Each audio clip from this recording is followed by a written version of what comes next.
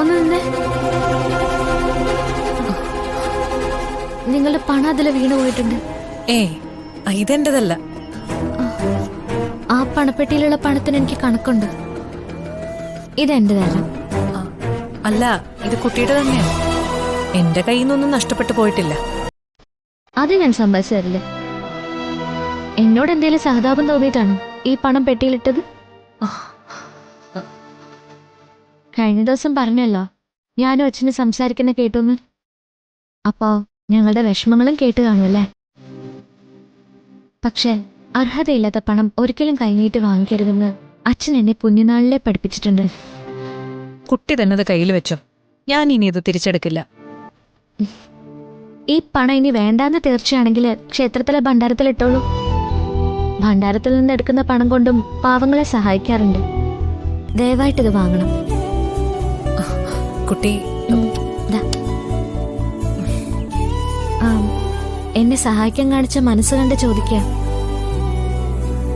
നിങ്ങൾ വിചാരിച്ച എനിക്ക് എവിടെയെങ്കിലും ഒരു ജോലി ശരിയാക്കി തരാൻ പറ്റുമോ? ഇത്രയും സത്യസന്ധയായ ഒരു കുട്ടിയെ ഞാൻ അടുത്ത കാലത്തൊന്നും കണ്ടിട്ടില്ല. രാധിക, എന്റെ നമ്പർ വെച്ചോ. ദാ.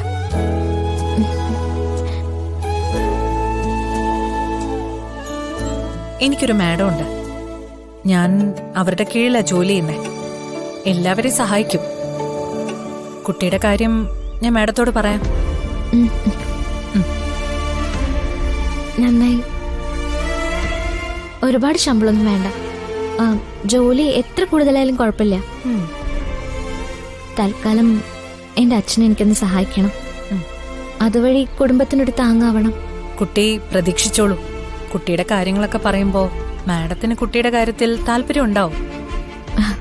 Thank you. കുട്ടി എന്നും നന്നായിരിക്കണം. കുട്ടിയുടെ സന്തോഷത്തിന് വേണ്ടി ദൂരെ ഇരുന്ന് ആഗ്രഹിക്കുന്നവരും കാണും. അതാരാ അങ്ങനെ ആഗ്രഹിക്കുന്ന? ഉണ്ട്. ഇത്രയും നല്ല രീതിയിൽ പെരുമാറുന്ന ഒരാൾക്ക് വേണ്ടി അങ്ങനെ പ്രാർത്ഥിക്കുന്നവരും കാത്തിരിക്കുന്നവരും ഒക്കെ ഉണ്ടാവാലോ. നടക്കട്ടെ കുട്ടി.